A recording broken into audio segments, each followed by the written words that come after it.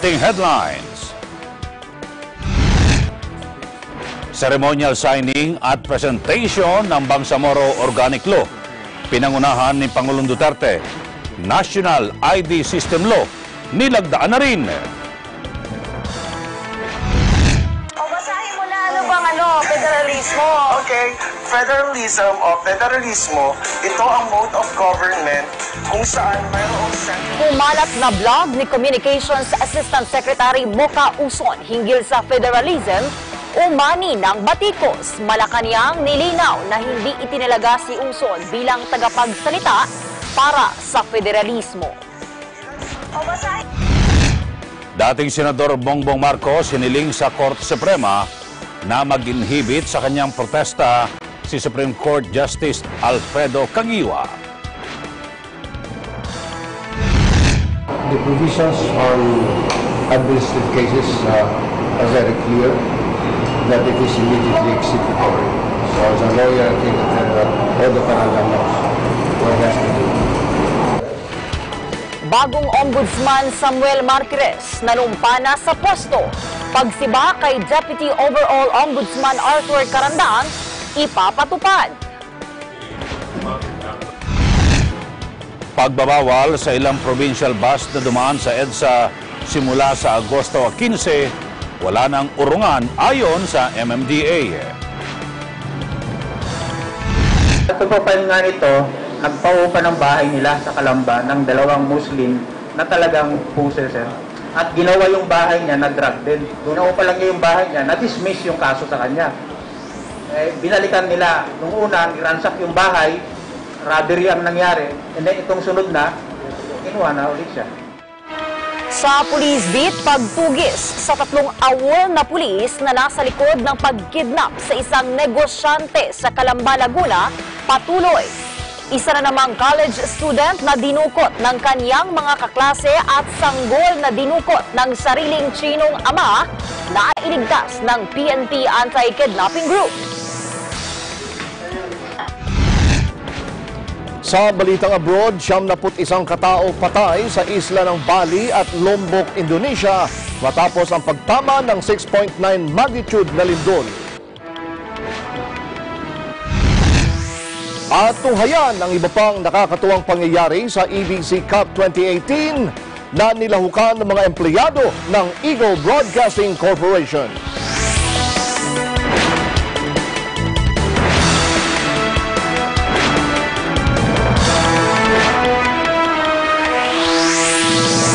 Magandang gabi, Pilipinas. Sa detalye ng ating mga balita, pinangunahan ni Pangulong Duterte ang presentation ng Bangsamoro Organic Law at nilagdaan na rin ang Philippine Identification System Act sa Malacanang. Ayon sa Pangulo, ang BOL ay isang mahalagang batas tungo sa pagsusulong ng pangmatagalang pangkapayapaan sa Mindanao. At ang National Identification Law naman ay magbibigay daan para mapadali ang transaksyon sa gobyerno o makakabawas ng red tape. Si Vic sumintak sa detalye. Ganap ng batas ang National Identification Law at Bangsamoro Organic Law o BOL matapos itong permahan ni Pangulong Rodrigo Duterte sa Ceremonial Hall ng Malacanang.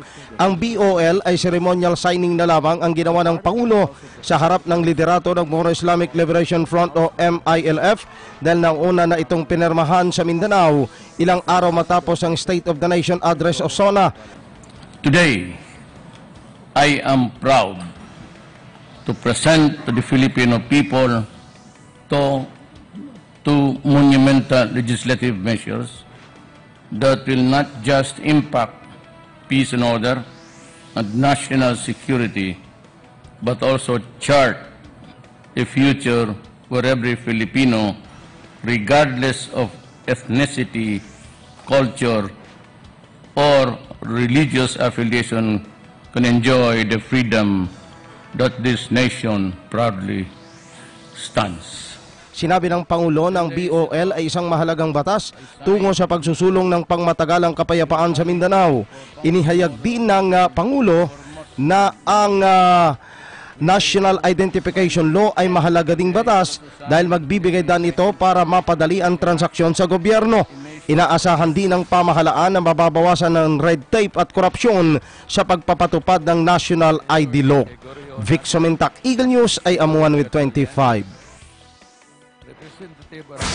Samantala, malaki ang maitutulong ng Bangsamoro Organic Law o BOL sa pagpapababa ng banta ng terorismo sa Mindanao. Sa panayam ng Radyo Agila, sinabi ni political analyst Ramon Casiple na dahil sa BOL, wala nang dahilan para lumaki pa ang gulo sa Mindanao dahil marami ng mga resources na makukuha ang mga Moro. Hihina na rin anya ang pagre-recruit na ginagawa ng mga terorista dahil sa Bangsamoro Organic Law. Posible pa nga maayos yan in the future given ng kakausap na sa kanila yung mga kapwa nilang mga residente. Yung mga tao mismo doon, tingin ko malaki talagang paghangad sa kapayapaan.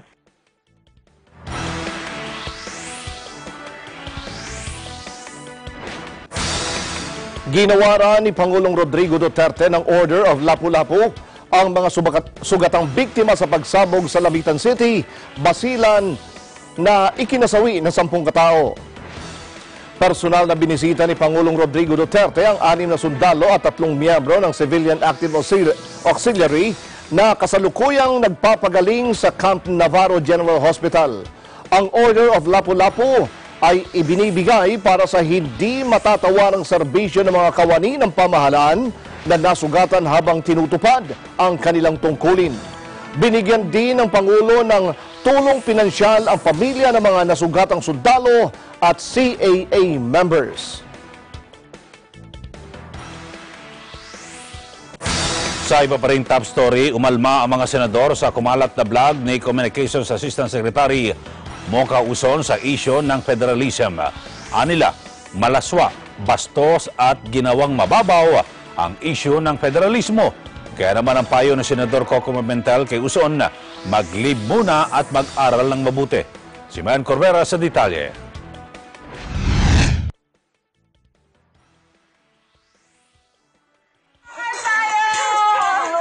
Umani ng batikos ang kumalat na vlog ni Communications Assistant Secretary Mocha Uson hinggil sa federalism.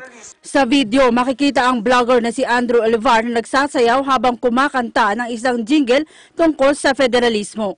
Habang sumasayaw ito, nasa gilid naman si Uson habang pumapalakpak. Pero ang mga senador nang gagalaiti sa paraang ginamit ni Uson, lalo na ang paggamit nito sa masiselang bahagi ng katawan para i-promote ang federalism. Tinawag pa ni Senator Francis Pangilinan na kababuyan, pawang kalaswaan at hindi maituturing na serbisyo publiko ang estilo ni Uson na hindi raw dapat palampasin ng administrasyon. Sarcastic namang sinabi ni Senador Ralph Recto na si Uson ang pinakatamang endorser ng federalismo na sumisimbolo raw sa lahat ng mga pumapabor dito.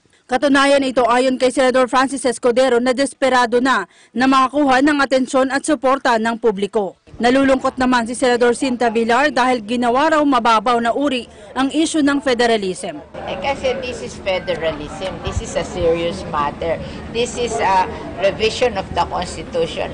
Wag na ayusin natin how we promote it in a more decent manner kasi mahirap naman yung pangit, di ba? Kasi parang pag hindi mo pinromote ng mas seriously, parang hindi tayo serious sa ating amendment of the Constitution. Dismayado rin si Senador Coco Pimentel sa paraan ni Uson para isulong ang federalismo. Mas mabuti anyang mag-leave muna at manahimik si Uson sa pagsasalita ng tungkol sa federalism. Masyado namang ginawang sobra namang mababaw na. Alam ko mahirap ang konsepto ng federalismo, pero wag naman natin babuyin na gano'n naman kababaw na i-connect mo sa body parts.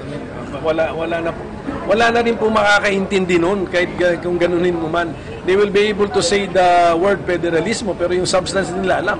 Sabi naman ni Senador Nancy Binay, sana raw ay inilaan na lang sa gamot ng mga bata at tulong sa mga biktima ng kalamidad ang 90 million pesos na pondo para sa kampanya sa federalismo. Nalulungkot din si Senate President Vicente Soto na ginagawang biro ang pagpapalit ng sistema ng gobyerno. Sana raw ibang personalidad na lamang ang ginamit ng Malacanang para maipaliwanag ng maayos ang federalismo sa taong bayan. Dapat siguro, they should practice restraint. medyo pagka ganito mga issue, dapat siya medyo, konti.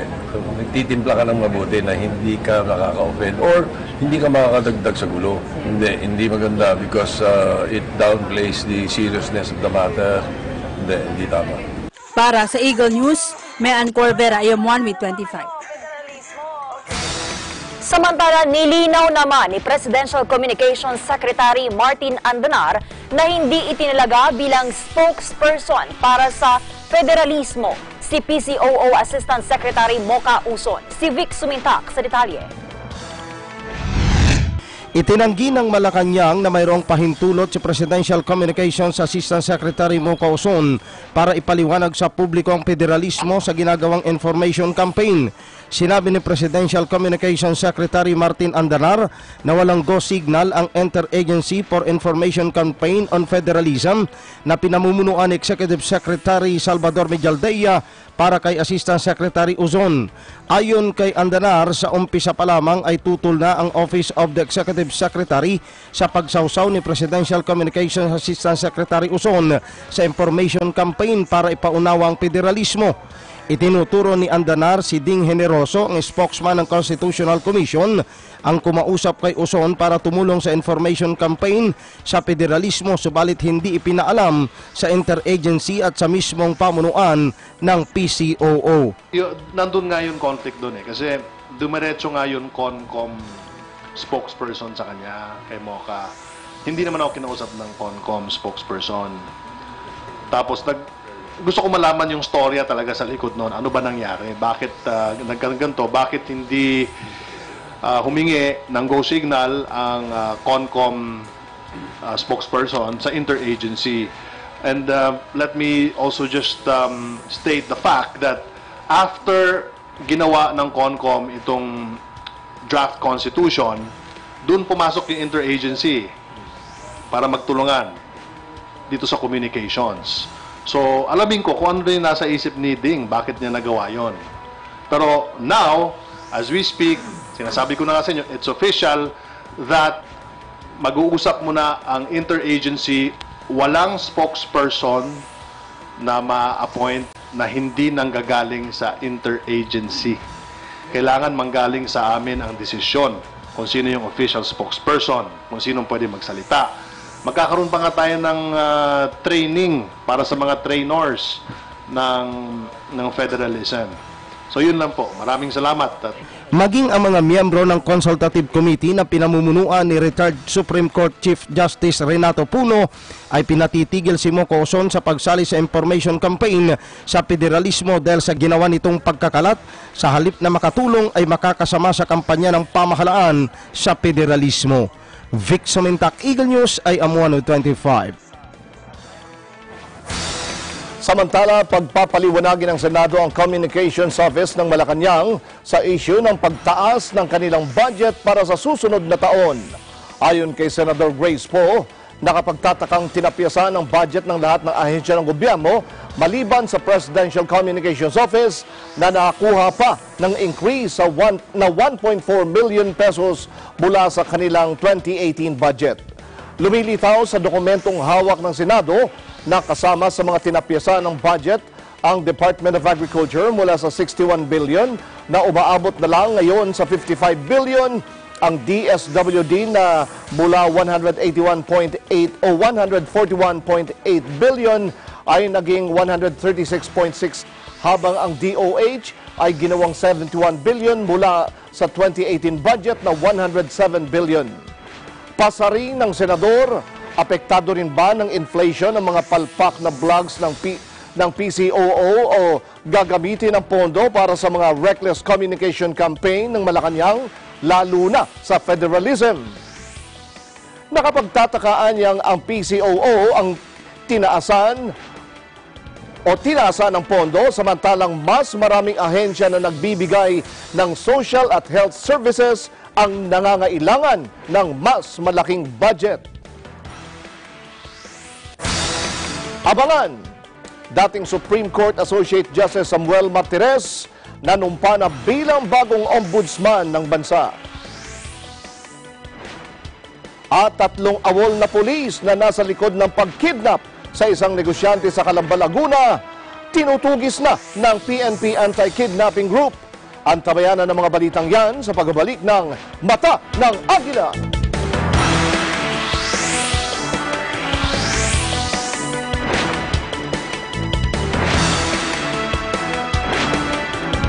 Pangarap mong negosyo? Abot kamay mo na! Dahil sa Minimars Franchising, pwede ka na magkaroon ng Minimars gas station sa halagang 2.3 million pesos lang! Tawag na! The machine is back at it. Guns N' Roses, not in this lifetime tour. Welcome to the rock spectacle of 2018 comes to the Philippines. November 11th, 2018 at Philippine Arena, Bulacan. Quick sale for fan club members on June 8, 10 a.m. to 11:59 p.m. Public on sale June 9, 10 a.m. Don't miss Guns N' Roses. Brought to you by MMI Live and Prestige Worldwide.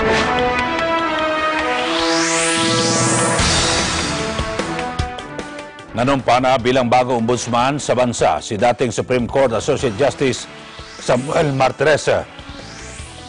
Pinangunahan ni Acting Chief Justice Antonio Carpio ang panunumpa sa Session Hall ng Korte Suprema. Matapos ang oath-taking, nagbigay ng kanyang pahayag si Martires na ipapatupad ang pagsibak kay Overall Deputy Ombudsman Arthur Melchor Carandang. Si Erwin Temprante sa detalye. Walang magagawa kundi ipatupad ang pagsibak ng Malacanang kay Overall Deputy Ombudsman Melchor Carandang. Ito ang naging pahayag ni bagong Ombudsman Samuel Martires matapos manumpa ito ngayong araw sa kanyang bagong pwesto. Gayunpaman, may 15 araw pa niya si Deputy Ombudsman Carandang upang magsumite ng kanyang motion for reconsideration upang mabawi ang desisyon na sibakin ito sa pwesto. The provisions on administrative cases are very clear that it is immediately executory. So as a lawyer, I think that all the Carandang knows what he has to do. Mula sa Office of the Executive Secretary ang dismissal order ni Carandang. Sa kabila ito ng naging ruling ng Korte Suprema noong 2014 na nagbabawal sa Pangulo sa disciplinary jurisdiction sa isang Deputy Ombudsman. Ayaw naman magbigay ng pahayag ni Ombudsman Martires sa legalidad kung may kapangyarihan nga ba ang Malacanang para patalsikin sa pwesto si Carandang. Sa halip, ipinauubayan niya na ito sa korte. This is a matter that's left now to the courts to decide. I don't want to comment on that at the moment. Gayunpaman, naniniwala si Ombudsman Martires na susunod si Carandang sa sinasabi ng batas. I don't think he's that hard-headed. I see him as a very reasonable guy. I knew him since I was with the Sandigan Bayan. I think Odo Carandang will just follow what the law provides. Nag-ugat ang pagkakasibak sa pwesto ni Carandang mula sa reklamo na inihain ni Atty. Manuelito Luna at Atty. Elegio Malyari noong nakarang taon na may kaugnayan naman sa korupsyon. Para sa Eagle News, Erwin Temperante. I'm one with 25.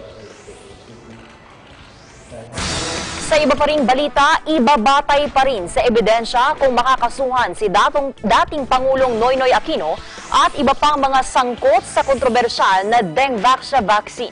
Inihayag ito ni Justice Secretary Menardo Guevara sa kanyang pagharap sa budget hearing sa Kamara matapos tanungin ng mga mambabatas. Si Eden Santos sa detalye. May tsansa umanong makaligtas sa kasong kriminal si dating Pangulong Noynoy Aquino at iba pang mga sangkot sa kontrobersyal na Dengvaxia vaccine. Sa pagharap sa House Committee on Appropriations, si Justice Secretary Menardo Guevara para idepensa ang kanilang National Expenditure Program na 21,353 million pesos mula sa orihinal na panukalang mahigit 31 billion pesos na budget para sa taong 2019 ay kinumpirma nito na patuloy pa rin ang preliminary investigation sa mga kasong isinampa ng Public Attorney's Office laban kay Aquino, dating Budget Secretary Butch Abad, dating Health Secretary Janet Garin, Health Secretary Francisco Duque at iba pang kasalukuyang opisyal ng DOH, ilang opisyal ng Sanofi Pasteur, Zelig Pharmacy at iba pa. Ayon sa kalihim, depende sa mga ebidensya kung kakasuhan o ibabasura ang mga kaso laban sa mga nasabing opisyal. Nababagalan daw ang ilang kongresista dahil hanggang ngayon ay wala pa rin napapanagot sa pagkamatay ng ilang batang nabakunahan ng Dengvaxia. Una rito, nagsampa ang PAO ng magkakahiwalay na kasong criminal negligence resulting in reckless imprudence, paglabag sa Consumer Protection Act, obstruction of justice at paglabag sa Anti-Torture Act laban sa mga sangkot sa Dengvaxia mess. May we just inquire, when do we expect that the cases be resolved by the DOJ? I'm sorry, Mr. Chairman. All of these complaints are now under preliminary investigation by a panel of prosecutors of the DOJ. We are still in the stage of exchanging or submitting pleadings, and in due time we'll be ready to come up with a resolution either for dismissal or for filing in court as the case may be, as the evidence will warrant. Sa nasabi ring budget hearing, inamin ng kalihim na wala silang ginawang validation sa daang-daang pangalang isinumite ng Intelligence Agency ng Armed Forces of the Philippines at Philippine National Police na isinama sa petisyong bansagang terorista ang New People's Army at Communist Party of the Philippines. Pangamba kasi ni Bayan Muna Party List Representative Carlos Zarate na posibleng malagay sa panganib ang buhay ng mga nasa tinaguriang hit list na pawang mga nagsusulong ng karapatang pantao. Dahil dito sa listahan na ito, sabi nga ng mga human rights organizations, parang virtually it's a hit list, no? Dahil na-link sila doon sa isang organizations na gusto nyo i-proscribe. And there are 600 names, including the name of our chair sa Bayan Muna, no? Si Casa Campo, na ngayon ay mayroon na namang warrant of arrest din dahil binuhay yung isang dapat na mayapa na kaso, no? Namatay ng kaso. So, ano ho ang tingin dito ng DOJ, no? Pwede bang sabihin ng DOJ, ito kasing sinubmit sa amin, kaya ito ang ipafile namin, 600 names. Wala bang ginawang validation, vetting ang DOJ before filing this case? Because it involves also the lives of people na nakalista doon.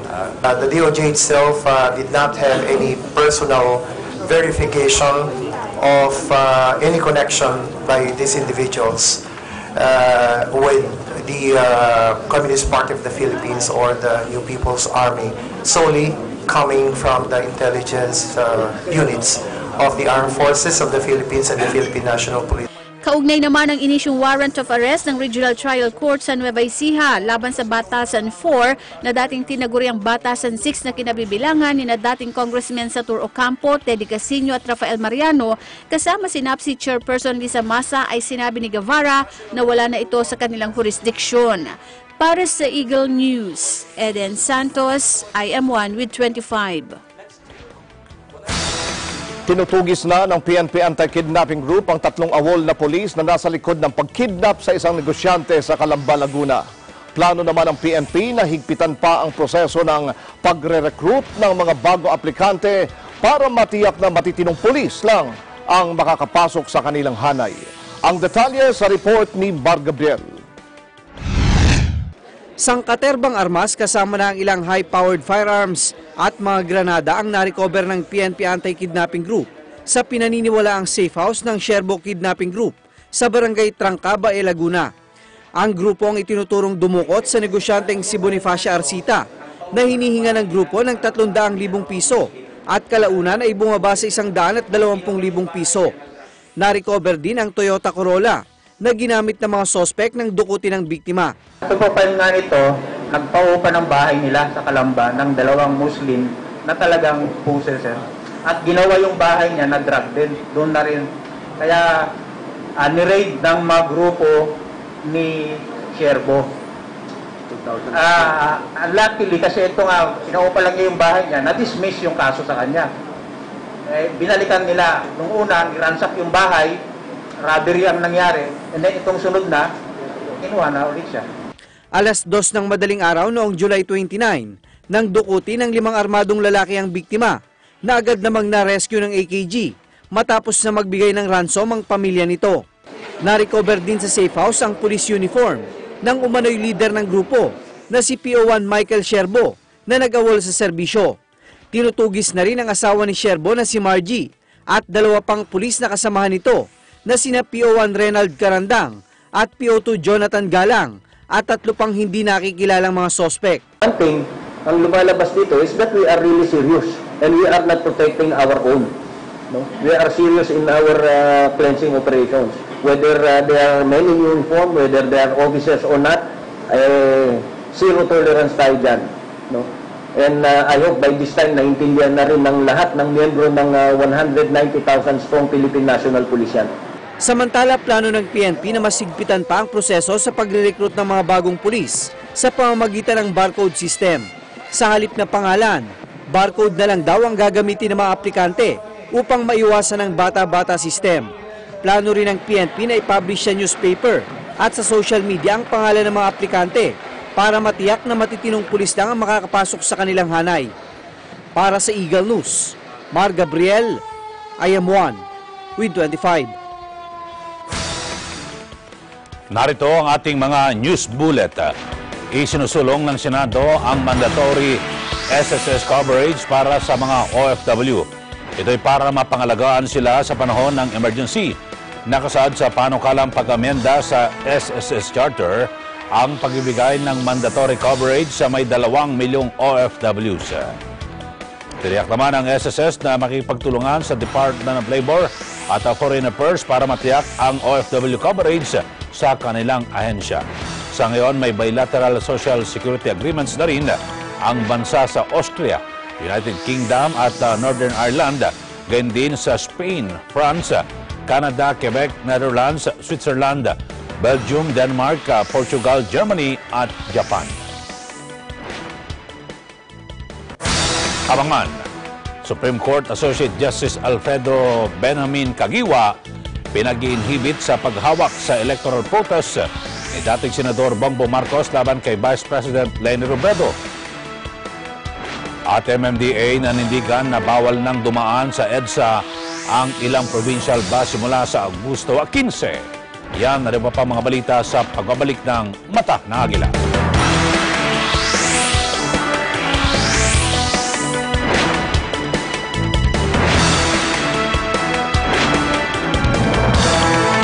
This portion is brought to you by Vita Herbs Philippines Green Coffee. FDA approved. Masarap. Mabango. At healthy pa. For inquiries, please contact 0920-418-7093. Welcome to the garden. A world that recaptures the value of life. Creating your moments.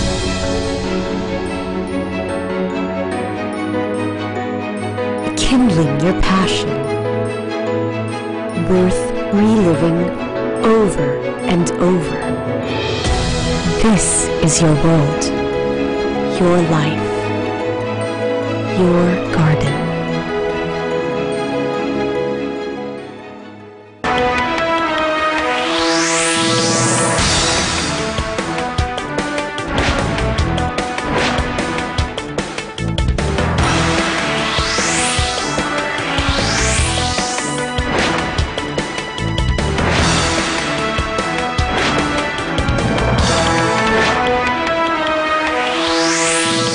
Naghain ng extreme urgent motion to inhibit si dating Senador Bongbong Marcos kay Supreme Court Associate Justice Alfredo Benjamin Caguioa sa paghawak niya sa electoral protest laban kay Vice President Leni Robredo.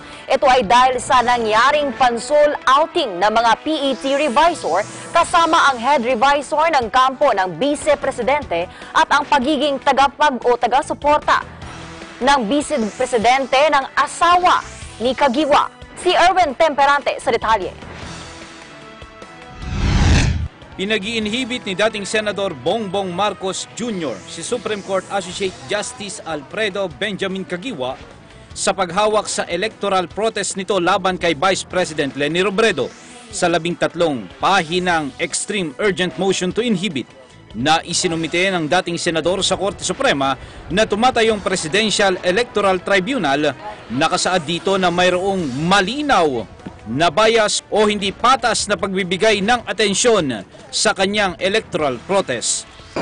I feel a great deal of sadness in having to do this, what we have to do today. but it is only in protection of my rights. In my case, in the protest case, that I have filed the electoral tribunal, it is my sincere belief that bias has been exhibited in many instances by Justice Kagiwa, and I believe that there are sufficient grounds to inhibit from this case. Ilan sa mga ipinunto ng dating senador ang nasabing isyu ng pansol outing ng mga PET revisors kasama ang head revisors ng kampo ng Vice Presidente.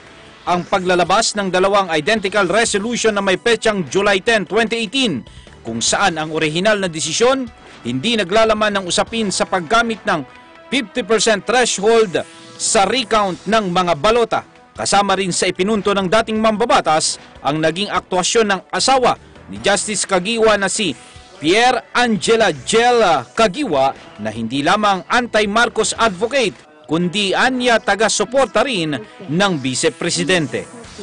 All of these things put together finally got to the point that reached a level of that we could no longer accept. Baka yung iba pwede pa namin palampasin pero sumusobra na, hindi na talaga namin nakikita na yung makakatanggap kami ng katarungan dito pag si Justice Kagiwa pa rin ang in-charge sa kaso. In the case of Mrs. Kagiwa, we could say that she is emotionally, personally, and in the Viber look message nila, you could say that she's financially interested or invested doon kay Mrs. Lenny Robredo. So that clearly falls within the violation ng Canon 4 ng Judicial Ethics. Bagamat naniniwala ang dating senador sa kredibilidad ng PET sa paghawak sa kanyang electoral protest, napilitan anya sila na mag-file ng inhibition ni Justice Kagiwa na siya namang ponente o justice in charge sa paghawak sa kanyang electoral protest sa nagdaang halalan. And I'm fully confident that the other justices will take an objective view when they have received this motion that I filed. Naniniwala naman si dating Justice Manuel Lazaro na dapat bitawan ni Justice Kagiwa ang pagiging ponente ng electoral protest ng dating senador at mag-inhibit rito. The court may not be informed of all of these things. And by filing this motion, you'll be opening the eyes of all the other justices for them to at least go over the fairness of all the proceedings. Isa si Justice Kagiwa sa itinalaga ni dating Pangulong Noynoy Aquino at naging kaklase ng dating Pangulo mula elementarya, high school at hanggang kolehiyo sa Ateneo de Manila University. Para sa Eagle News, Erwin Temperante. I'm one with 25.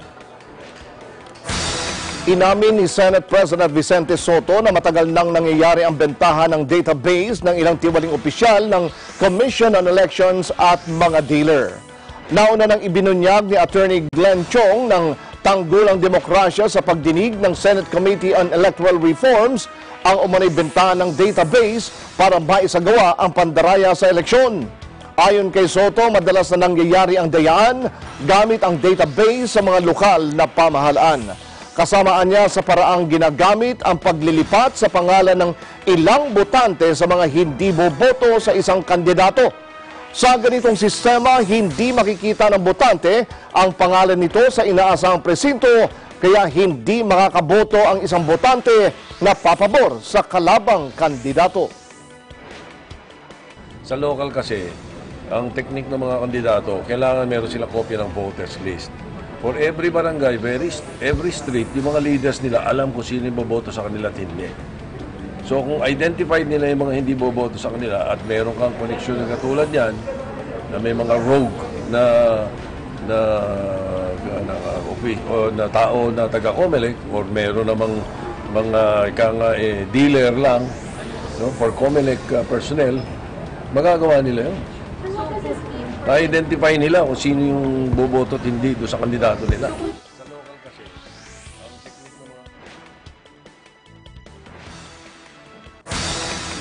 Welcome para sa Malacanang ang latest survey na nagpapakitang napanatili ng Duterte administration ng very good satisfaction rating mula sa publiko noong second quarter ng taon. Batay sa Social Weather Stations o SWS, 72% ng mga Pilipino ang nagsabing nasisihan sila sa performance ng gobyerno. 15% naman ang nasihan o kaya ay hindi nasisihan. At 30% ang nagsabing hindi sila nasisihan. Isinagawa ang naturang survey June 27 hanggang 30. Dahil dito nakakuha ang gobyerno ng net satisfaction rating na positive 58. Ganito rin ang nakuhang rating ng gobyerno noong first quarter. Ayon kay Presidential Spokesperson Harry Roque, nananatiling nakatuon ang Pangulo sa kanya mga ipinangako sa mga Pilipino, kabilang ang pagsugpo sa iligal na droga, kriminalidad at korupsyon at mabigyan na maginhawang buhay ang lahat ng mga Pilipino.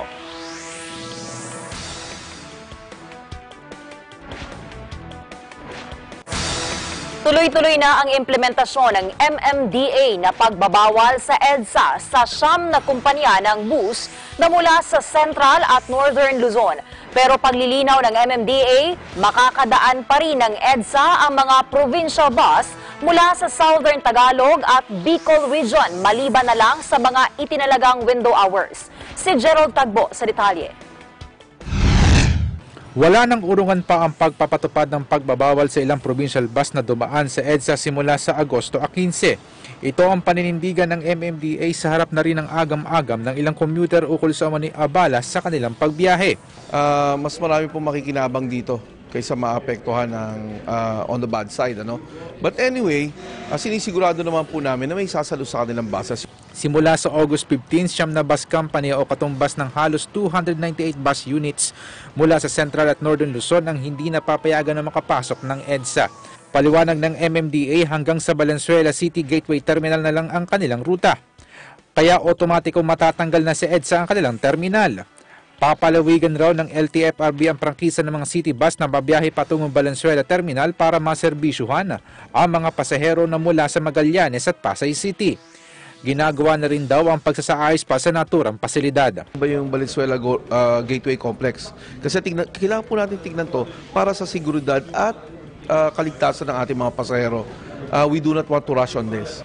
Paglilinaw pa ng MMDA, makakadaan pa rin ng EDSA ang mga provincial bus mula sa Southern Tagalog at Bicol Region maliban na lang sa mga itinalagang window hours.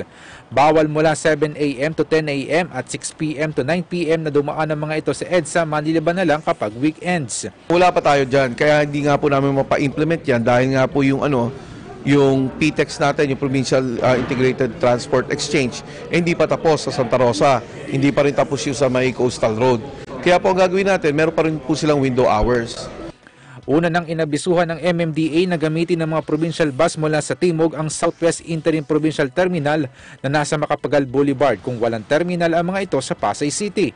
Sa harap naman ng desisyon ng MMDA na simulang alisin ang mga bus terminal sa EDSA, hinimok ng isang grupo na pabilisin pa ang pagpapaunlad sa mass transport system para hindi na lumobo pa ang bilang ng mga pribadong sasakyan na bumabiyahe sa mga pangunahing lansangan. Kung meron tayong efficient na, kunyari, subway system na air condition para sa Hong Kong, Singapore, marami siguro hindi na magkokotse. In other words, sa akin, dapat meron kang alternative na ino-offer. Hindi pwedeng tanggalin mo ito, wala ka namang ipinapalit na. Para sa Eagle News, Gerald Tagbo, I'm 125.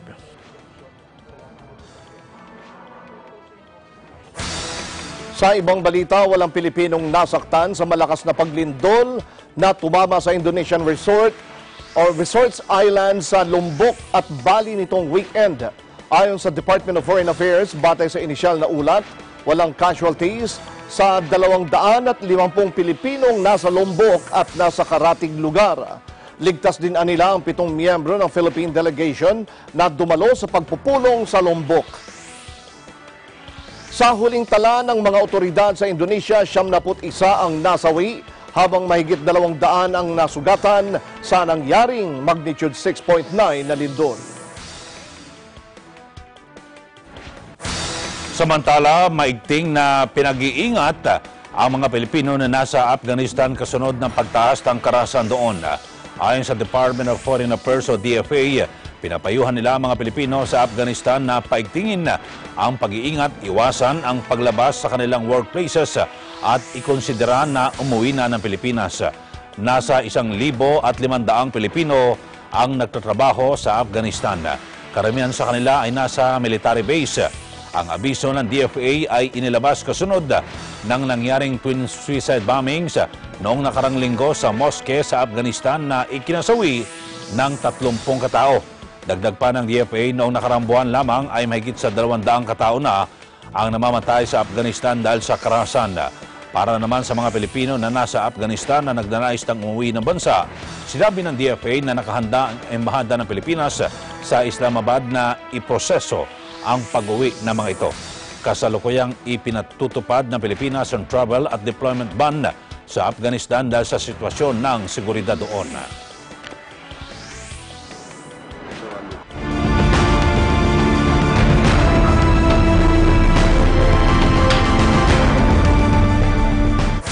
Ngayong araw, taong 1907, sinentensyahan ng parusang kamatayan ang Pilipinong revolusyonaryo na si Macario Sakay. Si Sakay ay hinatulang nagkasala ng bandolerismo o banditry nang siya ay litisin sa Court of First Instance. Ayaw sundin ni Sakay ang pamumuno ng mga Amerikano kahit na bumagsak na ang pamahalaang Aguinaldo noong 1902. Si Sakay ay pinatay sa Los Baños noong September 13, 1907. Sa Hiroshima, Japan, ginugunita rin ngayon ang ika-73 anibersaryo ng unang atomic bomb sa syudad o atomic bombing sa syudad na naganap noong August 6, 1945. Sa naturang petsa, ibinagsak ng B-29 ng Amerika ang bomba atomika na kumitil ng nasa 140,000 katao.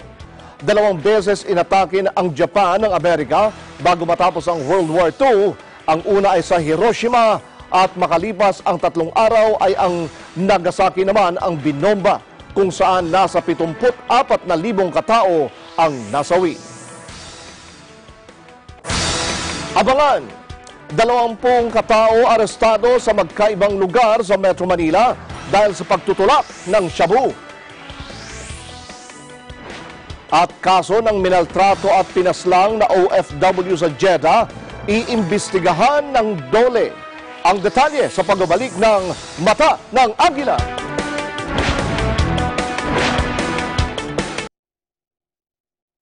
Muling sariwain ang mga awitin ng pag-ibig na nagbigay saya at aliw noon. Young Ones, Upon a Time, dito lang sa Net 25.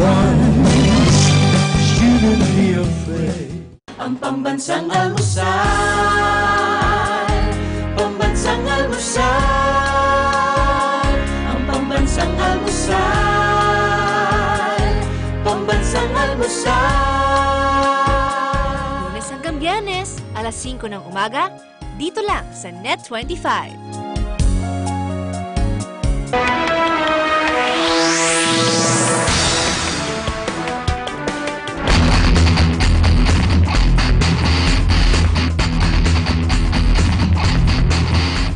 Nailigtas ng PNP Anti-Kidnapping Group ang isang estudyante ng Kolehiyo de San Juan del Tran na dinukot ng sarili niyang mga kaklase. Ang biktima, 2 araw daw na ikinulong sa condo unit ng isa sa mga sospek sa Tondo. Ang detalye sa report ni Mar Gabriel.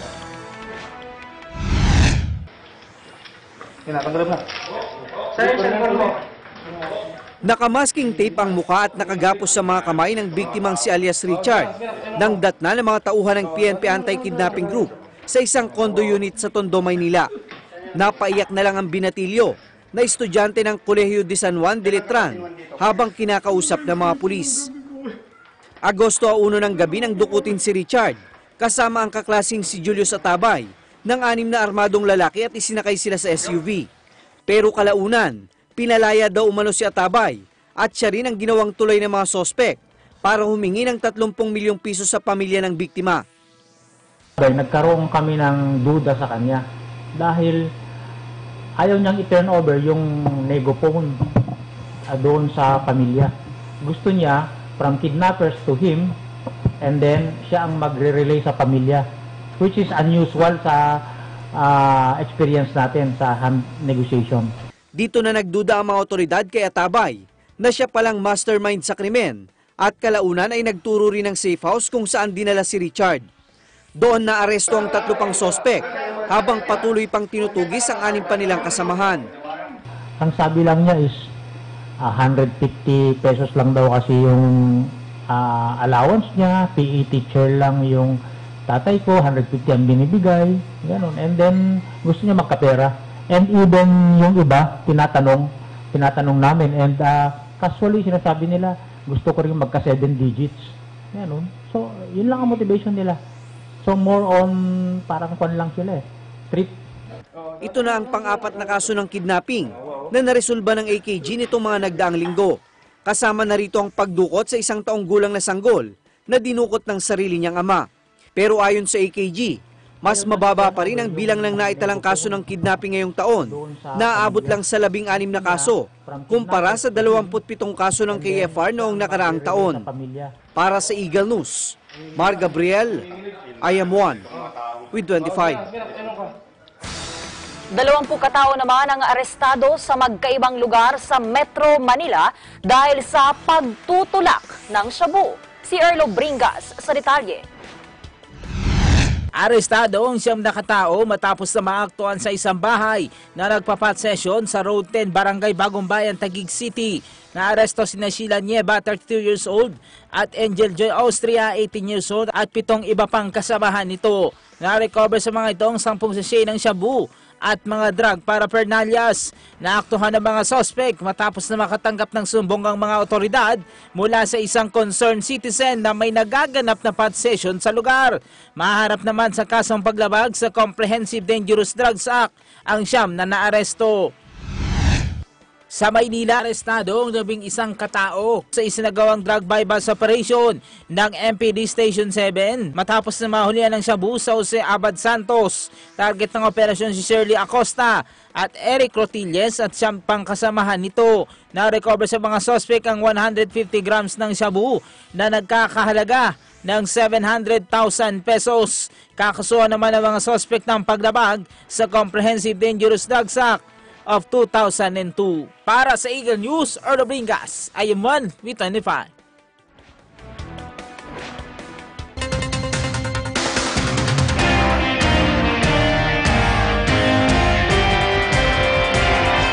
Kaso ng minaltrato at pinaslang na OFW sa Jeddah, iimbestigahan na ng DOLE. At halaga ng pinsala ng baha sa 5 bayan sa Zamboanga del Sur, umabot na sa 2 milyon. Ang Provincial Roundup sa report ni Judith Llamera. Nakataktang imbestigahan ng Department of Labor and Employment ang kaso ng minaltrato at pinaslang na OFW na si Rowena Ibasan, Tubong Bugalyon, Pangasinan. Ito ay makaraang iparating ni Pangasinan 2nd District Representative Leopoldo Batuil kay DOLE Assistant Secretary Joji Aragon ang nangyari sa Pinay house worker na nasawi dahil sa pananakit ng babaeng employer nito sa Jeddah. Layo ng DOLE at ni Congressman Batuil na matulungan ng pamilya ng nasawing OFW.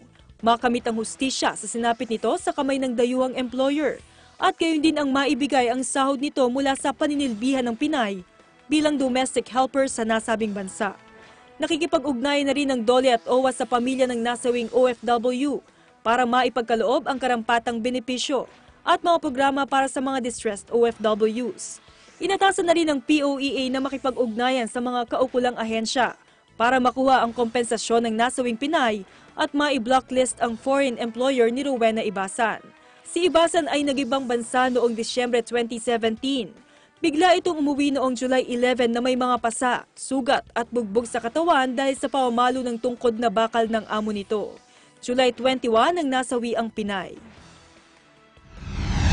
Umabot naman sa 2 milyong piso ang halaga ng pinsala sa pagbaha sa 5 bayan ng Zamboanga del Sur bunsod ng patuloy na pag-ulan. Ayon kay Engineer Francisco Maca, Provincial Disaster Risk Reduction and Management Officer, kabilang sa mga bayang apektado ng baha ang Tambulig, Mahayag, Dumingag, Molave at Dinas.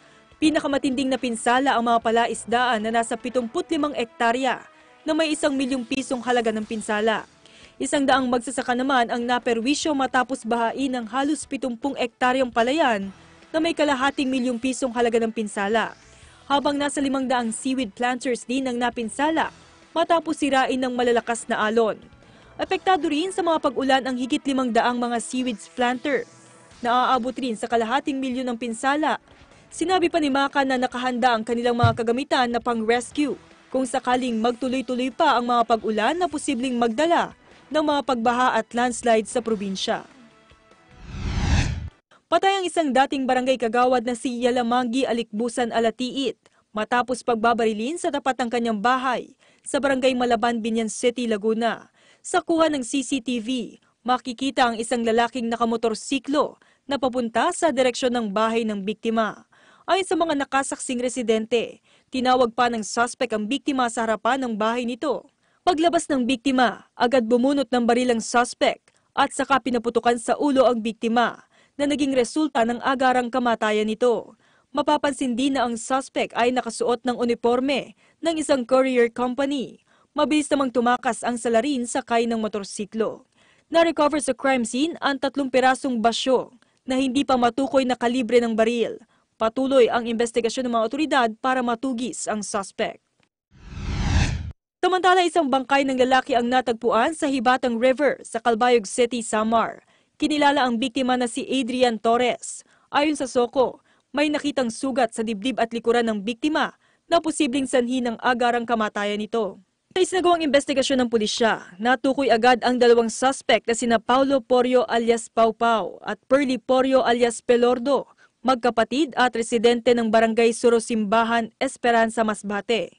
Ayon sa otoridad, personal na galit ang motibo ng krimen. Kasalukuyan nang nakakulong ang magkapatid na suspect at nahaharap sa kasong murder. Para sa Eagle News, Judith Llamera, I'm 1 with 25.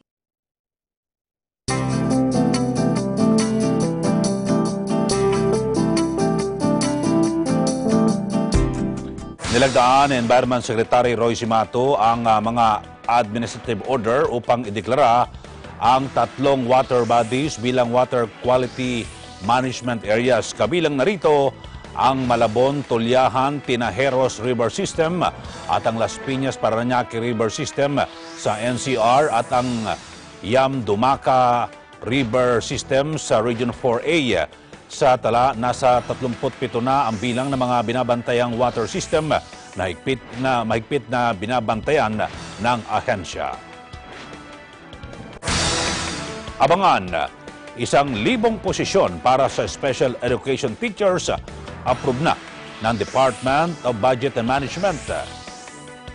At Universal Healthcare Bill, panahon na para may sabatas ayon sa mga health advocate. Ang mga balitang yan sa pagbabalik ng Mata ng Agila.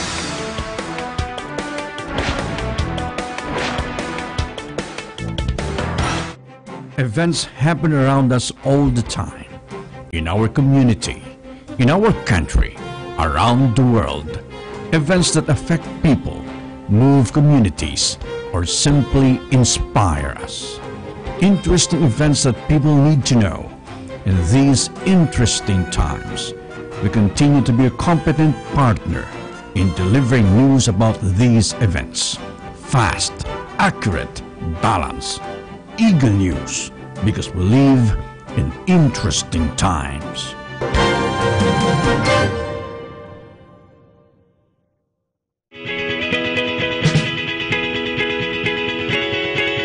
Hey guys, I'm here in New Jersey, the diner capital of the world. Tune in to Digital Mess on Tuesdays and Thursdays at 7:30 p.m. I'm Nikki, and I'm 1 with 25.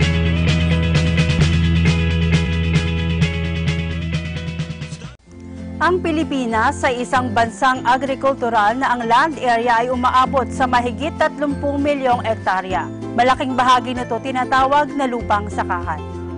Bagaman ang bansa ay isang agricultural country, problema pa rin ang kakapusan ng supply ng pagkain, lalo na sa mahihirap na syudad.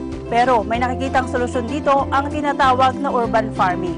Sa pamamagitan ng urban farming, kahit sa bakuran o mga bakanting lote, pwede itong tamnan lalo na manggulay at iba pang pananim. Sa pamamagitan din ng makabagong teknolohiya, maituturo sa mga kababayan ang paggawa ng organic na pataba at pag-iimbak ng tubig na gagamitin para mabilis tumubo ang mga pananim. Bukod sa katiyakan sa pagkain, may dagdag na kita pa kung marami ang aanihing produkto.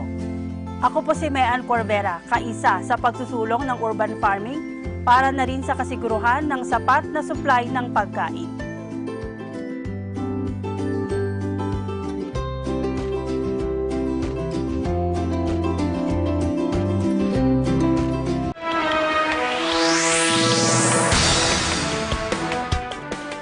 Hindi pa rin nare-resolba ang issue sa liderato ng minorya sa Kamara. Kanina, isinulong ng House Senior Deputy Majority Leader na si Rodante Marcoleta ang mosyon ni Majority Leader Rolando Andaya na si Quezon Representative Danilo Suarez ang mananatiling House Minority.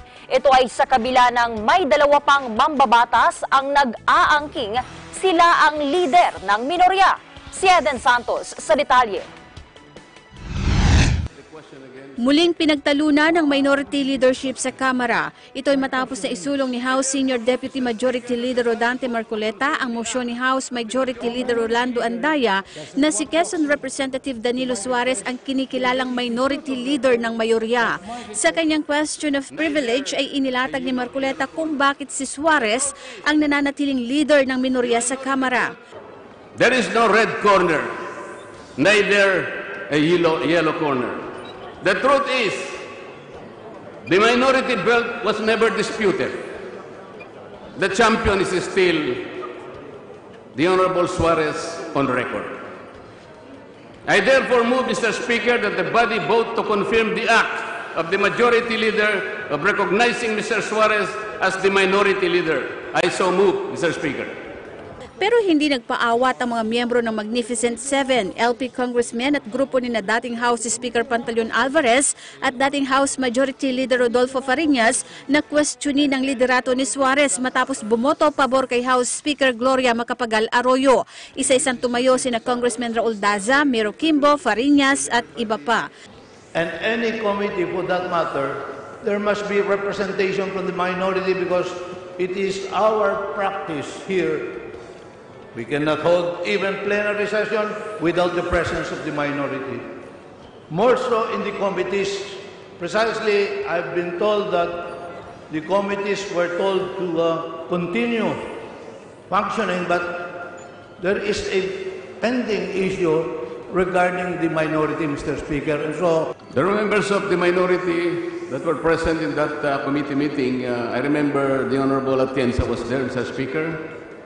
The Honorable Berbin was there, and several others. I'm sorry I cannot remember their names.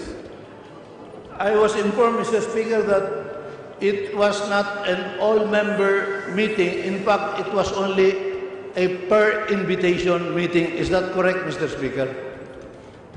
That is not correct, Mr. Speaker, but because that is a regular meeting held last Tuesday, last week. Sa kabila ng pagtutol ng mga ito, inaasahang si Suarez pa rin ang kikilalaning minority leader sa Kamara. Samantala, lalo pang lumakas ang puwersa ng supermajority sa ilalim ng liderato ni House Speaker Gloria Macapagal Arroyo. Ito ay matapos na lumipat sa majority block ang iba pang kongresista mula sa minority block at independent minority sa Kamara. Kabilang sa mga lumipat si Surigao del Sur Representative Johnny Pimentel, Palawan Representative Frederick Abueg, North Cotabato Representatives Nancy Catamco at Jesus Sakdalan, Misamis Occidental Representative George Almonte, Zamboanga Sibugay Representative Ann Hofer, Quirino Representative Daquila Carlo Cuwa, Davao Oriental Representative Joel Mayo Almario, Misamis Oriental Representative Peter Unaba, Palawan 3rd District Representative Hil Acosta, AXO-FW Party List Representative Aniceto John Bertis, Zamboanga City Representative Celso Lobregat at Pangasinan 4th District Representative Christopher De Venecia. Para sa Eagle News, Eden Santos, IM1 with 25.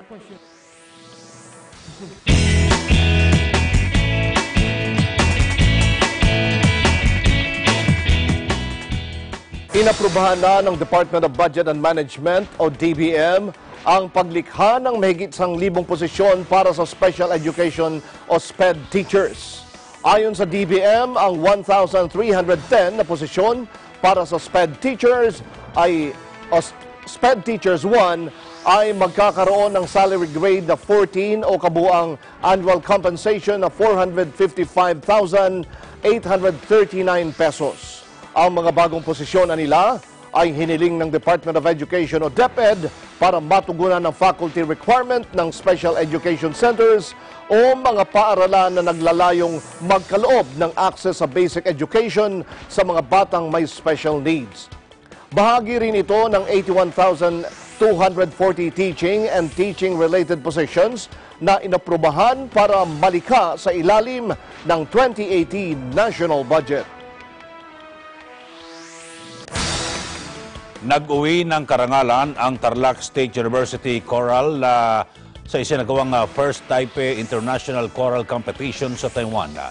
Pinagkalooban ng gold prize ang TSU Choral nang manalo sila ng first prize sa youth category, habang gold prize din ang napanalunan ng TSU sa musika sacra category at naging Grand Prix qualifier ang grupo sa nasabing kompetisyon.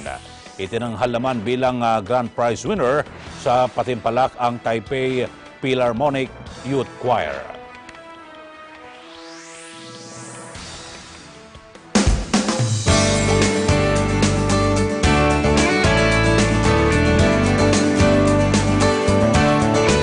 Universal Health Care Bill, panahon na para maisabatas ayon sa mga health advocate. Si Bel Surara sa detalye. Nananawagan ang iba't ibang grupo ng health advocates para sa agarang reforma sa kalusugan. Kasama dito ang grupo ng senior citizens, persons with disability o PWDs, Philippine Alliance for Patients Organizations o PAPO, Action for Economic Reform o AER, Health Justice Philippines at iba pang health advocates na sumusuporta sa Universal Healthcare Bill. Ito ay sa pangunguna ng New Voice Association of the Philippines o NVAP Incorporated. Isa itong samahan ng mga may cancer at may kapansanan. Sinabi ni Engineer Emer Rojas, ang presidente ng NVAP Incorporated, sinususugan nila ang panawagan ni Pangulong Rodrigo Duterte na gawing prioridad ang Universal Healthcare Bill. Kami ay naririto ngayon upang susugan ang panawagan ng ating Pangulo na gawing prioridad ang Universal Healthcare Bill. Ito po ay isang order na ibinigay niya sa huli niyang cabinet meeting. At ito ay, kung hindi po ako nagkakamali, ang isa lang na health issue na binigyan niya ng pansin doon sa nakaraang stona ng ating Pangulo. Kahit sa po ang ating mga kababayan na nananawagan ng agarang reforma sa kalusugan. At ako ay nagpapasalamat sa ating Pangulo sa kanyang mungkahi na gawing urgent ang USC Bill. Ayon pa kay Rojas, hindi takot mamatay sa sakit ang mga Pilipino, kundi sa gagastusin kapag na-ospital. Samantala, sa pag-aaral naman ng mga eksperto, nangangailangan ng Universal Health Care ng 136 billion pesos hanggang 256 billion pesos para maipatupad ng maayos ang UHC. Binigyan din ni Rojas na kapag naipatupad na ang UHC bill, makatitiyak ang lahat ng Pilipino na kabilang sa vulnerable sector ay hindi na mag-aalala sa kanilang medical care. Dagdag pa ni Rojas, malaking hamon na mabigyan ng tunay na reforma ang healthcare system ng bansa at panahon na upang bigyan ng pantay-pantay na serbisyo ang mamamayang Pilipino, mayaman man o mahirap. Panahon na rin naman upang isabatas ang isang tunay na reforma upang matamasa ng Pilipino ang karapatan ng mga mamamayan sa kalusugan o ang tinatawag na fundamental right to health. Para sa Eagle News, Bel Surara and I'm one with 25. Umabot na sa mahigit na 60,000 ang kaso ng dengue sa buong bansa. Sinabi ni Health Secretary Francisco Duque III, kabuoang 62,632 na kaso na ng dengue ang naitala na ahensya sa mga nakalipas na buwan. Mas mataas ito ng 2% kumpara sa 61,000 na kaso na kaparehong panahon noong 2017. Pinakamarami ang naitala sa lalawigan ng Ilocos Norte. Bunsod nito, gumagawa na ng kaukulang hakbang ang mga lokal na pamahalaan sa naturang lalawigan para solusyonan ang problema. Habang posibleng magdeklara ng state of calamity ang DOH sa mga apektadong lugar para maggamit ang kanilang calamity fund. Abangan, 71 katao patay sa isla ng Bali at Lombok, Indonesia matapos ang pagtama ng 6.9 magnitude na lindol. At tunghayan ang mga kaganapan sa EBC Cup 2018 na nilahukan ng mga empleyado ng Eagle Broadcasting Corporation. Ang lahat ng yan sa pagbabalik ng Mata ng Agila.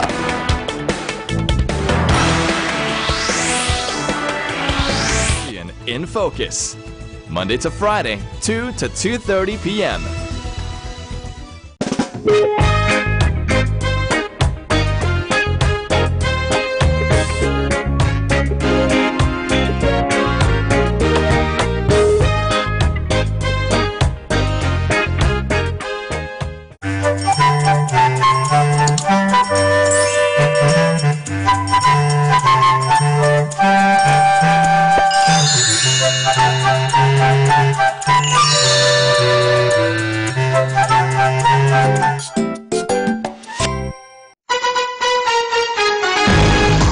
Subaybayan ang mas pinalakashang saganang mamamayan. Lunes hanggang Biyernes, alas 8 hanggang alas 9 ng umaga.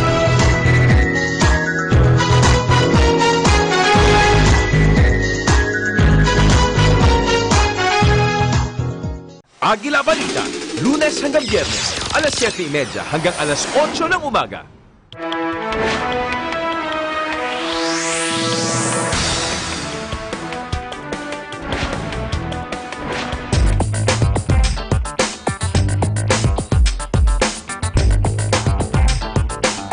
Nagbabala ang Bangko Sentral ng Pilipinas o BSP sa publiko laban sa paggamit ng kanilang automated teller machine o ATM cards bilang collateral sa pagpasok sa mga loan arrangement.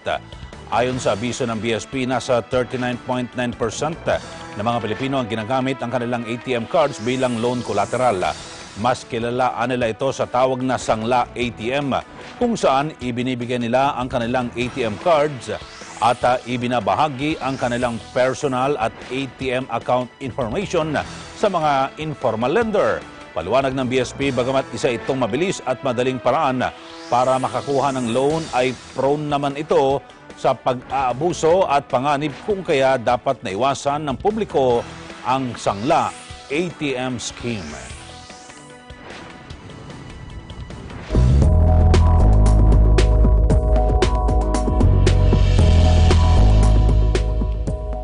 Sa ating ulat panahon, 2 low pressure area ang binabantayan ng Pag-asa.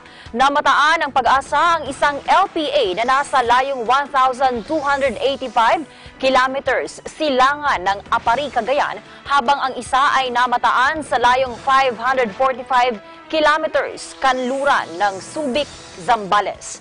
Bunsod nito, patuloy na palalakasin ng 2 weather disturbances ang southwest monsoon o habagat na makakaapekto sa Southern Luzon, Visayas at Mindanao. Bukas, maulap na papawirin na may kalat-kalat na pagulan at thunderstorms ang mararanasan sa Zambales, Bataan, Cavite, Batangas, Mimaropa, Western Visayas, Zamboanga Peninsula at ARMM. Bahagyang maulap naman hanggang sa maulap na papawirin na may ilang mga pagulan o thunderstorms ang mararanasan rin sa Metro Manila, Bicol Region, mga natitirang bahagi ng Calabarzon, Central Luzon, Visayas at Mindanao. Ang natitirang bahagi ng Luzon naman ay makakaranas ng bahagyang maulap hanggang sa maulap na papawirin na may ilang mga pagulan.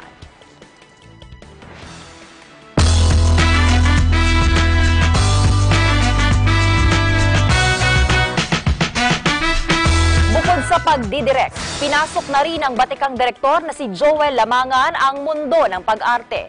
Si Direk Joel ay bibida sa pelikulang School Service kasama ang comedy box office queen na si Ai de las Alas. Alamin yan sa report ni Ces Alvarez. Ang School Service ang ikalawang Cinemalaya movie ni Direk Louie Ignacio pagkatapos ng award-winning film na Asintado. Bida sa school service sina Ay de las Alas at Direk Joel Lamangan at aminado siyang malaking challenge para sa isang direktor ang idirek ang isa pang batikang direktor. Gayunpaman, naging challenge raw ito sa kakayahan niya bilang isang direktor. Masarap mag-direct ng direktor ako at ididirect ko ang isang direktor. Batikan pa, award-winning. So, Joel Lamangan is kinatatakutan, di ba? Pagdating sa mga ganyan. Kasi maestro eh. Pero sa amin, masaya kasi hindi siya nakikialam kung ano yung gusto ko, ginagawa niya. Hindi niya ako tinuturuan, hindi siya nagsasabi kung ano ang dapat niyang gawin. Yan si Joel Lamangan. Hindi ko ilalabas ang pagiging direktor dahil ako'y aktor. Kapagkat yon ay kaharian ng isang direktor, wala kang karapatan na pakialaman ang ginagawa ng direktor bilang isang artista. Respetado ko ang direktor na yan, si Louie Ignacio. Tungkol ito sa batang dinakip at isinakay sa school service ng isang small-time syndicate para gawing pulubi. Base ito sa mga totoong nangyayari sa mga bata ngayon sa lansangan. Napapanahon, nakikita na maraming tao, nakikita natin sila araw-araw. Mga kawawang bata na mga nakikidnap under mga sindikato. So sabi ko, ito yung magandang venue para maipakita sila. Maikwento yung buhay nila. Mararamdaman mo naman yun eh. Mararamdaman mo naman yun if sincere yung pagkamahirap nila, yung talagang nangangailangan sila ng tulong. Ngayon, ang ginagawa ko, hindi na pera. Kasi minsan, di ba, yung iba pinambibili ng drugs, iba sindikato. Binibigyan ko sila ng food. Ang mga batang gumanap sa pelikula ay sina Celine Juan, Ken Nuyad, Felicia Dizon, Santino Oquendo, at Teres Malvar. Harsh reality ng mga batang hamog, yung mga na-experience nila na hindi lang yung simpleng paghingi ng barya. Dati ganun yun eh. Pero ngayon may sistema na din. Kaya medyo kawawa din yung mga batang hamog kasi bata pa lang sila, parang nagtatrabaho din sila and lagot sila kapag hindi nila naibigay yung quota or hindi sila nagbigay ng pera man lang. So yun, they live their lives without innocence anymore. Kasama rin si Kevin Sagra na siya namang gumanap na driver ng school service. Balak din ni Direk Louie na dalhin sa iba't ibang prestiyosong international film fest tulad ng ginawa niya sa Asintado at Area. Tawag pansin umano ang pelikula sa gobyerno ng Pilipinas. Iwas corruption and sana suportahan natin yung mga bata, yung education nila, lahat-lahat. Dahil sobrang importante ng mga kabataan ngayon. Sila yung future ng Pilipinas. Mahigpit na pagtingin ng DSWD, dapat siguro pagtuunan nila eh. Kasi di ba ang daming problema ng Pilipinas, baka nakakalimutan lang sila. Pero sana mapanood nila to para magkaroon ng idea na ganito pala talamak ang mga bata sa kalye. Kinakailangang makita ng gobyerno ang katotohanan na mayroong mga batang umiikot-ikot, ang nanlilimos at nag-i-sniff ng rugby sa paligid at kailangan bigyang pansin ang mga ito.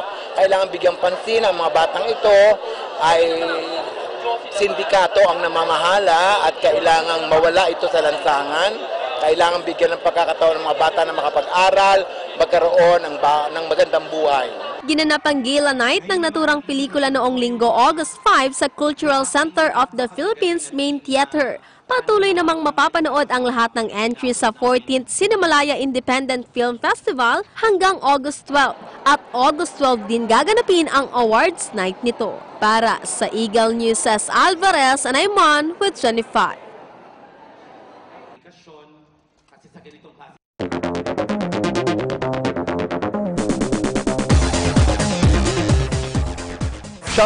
Isang katao patay at 1,000 bahay nasira sa magnitude 6.9 na lindol sa Indonesia.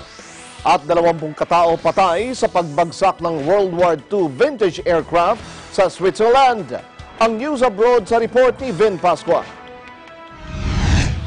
71 katao na ang patay sa isla ng Bali at Lombok sa Indonesia matapos ang pagtama ng 6.9 magnitude na lindol. Karamihan sa mga namatay ay pawang mga residente ng isla ng Lombok. Sinabi ng West Nusa Tenggara Disaster Management Agency na tamaan ng mga nahulog na debris ang mga biktima habang sila ay lumilikas. Inaalam pa ngayon ng mga otoridad kung ilan ang mga isinugod sa ospital. Samantala, mahigit 100 aftershocks ang naitala mula kagabi, kabilang na ang 5.3 magnitude na tumama sa layong 36 kilometers northeast ng Mataram nitong umaga. Nasa 1,000 na ring mga bahay ang sinasabing nasira ng naturang malakas na lindol. 20 katao ang patay matapos na bumagsak ang isang World War II vintage aircraft sa bulubunduking bahagi ng Eastern Switzerland. Lulan nito ang 17 pasahero at 3 crew member nang magkaroon sila ng sightseeing flight. Ikinalungkot ng operator ng Jew Air ang nasabing pangyayari at kinansela na nila ang kanilang operasyon. Mula sa Ticino, South Switzerland at Tubendorf Military Airfield, malapit sa Zurich ang nasabing eroplano. Inaalam pa mabuti ng mga otoridad ang sanhi ng nasabing pagbagsak ng eroplano. 18 katao ang patay sa pagbagsak ng isang cargo helicopter sa Siberia, Russia. Ayon sa Russian Emergencies Ministry, walang nakaligtas sa pagbagsak ng Mi helicopter ng UT Air National Airlines sa bayan ng Igarka. Ihahatid sana ng nasabing aircraft ang mga sakay nito sa isang oil station nang tumama ang hélice nito sa karga ng isa pang chopper matapos mag-take off. Inaalam na kung nagkaroon ng kapabayaan sa panig ng airline o kung lumabag sila sa safety guidelines. Yan ang news abroad ngayong Lunes. Para sa Eagle News, Vin Pasqua, I am 1 with 25.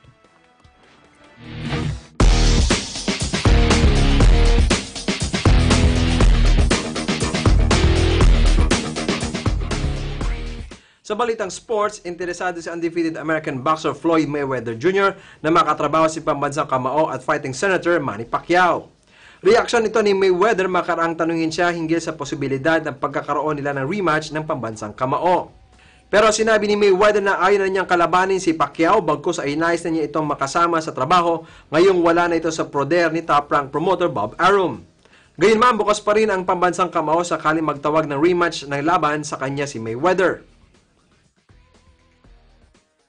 Sa PBA, mas lalong lumapit ang tsansa ng Barangay Ginebra na makuha ang kampyonato matapos makuha ang 3-2 na kalamangan sa best of 7 finals nang talunin nila ang San Miguel Bemen sa score na 87-83. Napiling best player sa laro si Scottie Thompson na nakapagtala ng 20 points at 11 rebounds na siyang naging bayani sa naging panalo ng barangay laban sa San Miguel.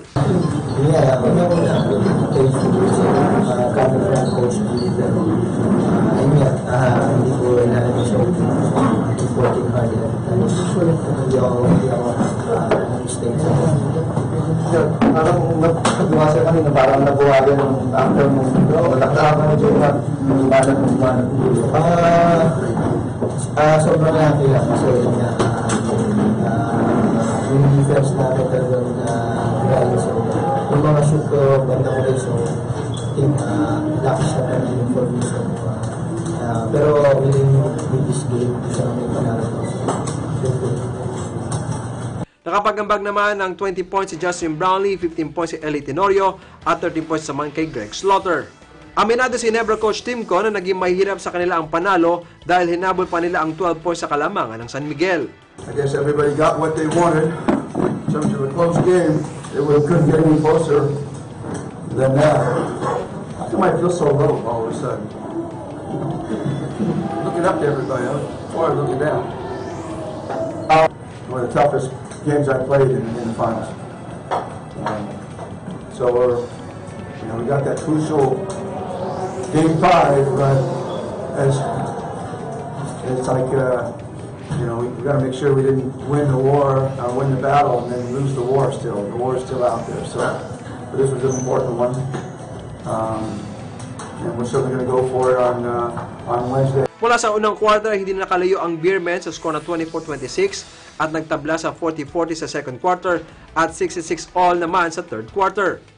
Samantala sa basketball pa rin, ilang araw matapos umatras sa Asian Games, binawi ng Samahang Basketball ng Pilipinas o SBP ang kanilang unang desisyon sa hindi pagpapadala ng mga manlalaro ng basketball sa Asian Games na magsisimula sa August 18 sa Indonesia.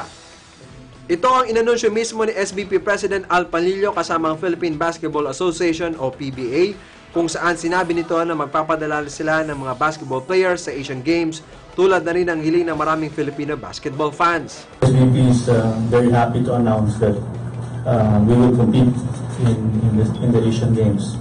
Gaya ng naunang napagpasyahan ay pangunguna na mas maraming manlalaro mula sa Rain or Shine, at ang magiging head coach naman ng Philippine team ay ang veteranong coach si Yeng Giao. Time is really short. Even before when we first planned this, maikli na yung oras. No? And with what happened the last 2 weeks, lalo pang umikli po yung oras natin para maghanda. But that is also one reason why siguro po corner ng Rain or Shine, because these guys are familiar with me and I'm familiar with them. There are 5 or 6 other guys coming from other teams, but we feel that kaya naming i-gel with this week or so yung ibang players na magagaling sa labas. Kaugnay nito, tiniyak naman ni PBA Chairman at POC President Ricky Vargas na hindi mapapaya ang Filipino fans dahil sa mga piling manlalaro ang kanilang ipadadala. One, we'd like to announce our participation in the Asian Games. Okay. And this will be final. And we also promise our basketball fans that we're not only sending a team, but we're also sending a team that they will be proud of and watch in the Asian Games. Inabin din ni Vargas na may malaking tulong sa pagbabago nila ng desisyon ang naging pakiusap ni Special Assistant to the President Bongo at DFA Secretary Alan Peter Cayetano. Kinumpirma rin ni Vargas na tinanggap na ng mga opisyal ng Indonesia ang nasabing pagbabago ng desisyon ng Pilipinas.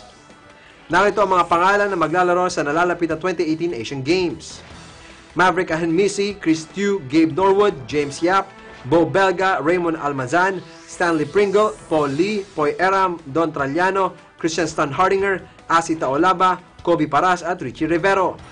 At yan ang mga balita para sa EN Sports. Ako si Ben Bernaldez and I am 1 with 25.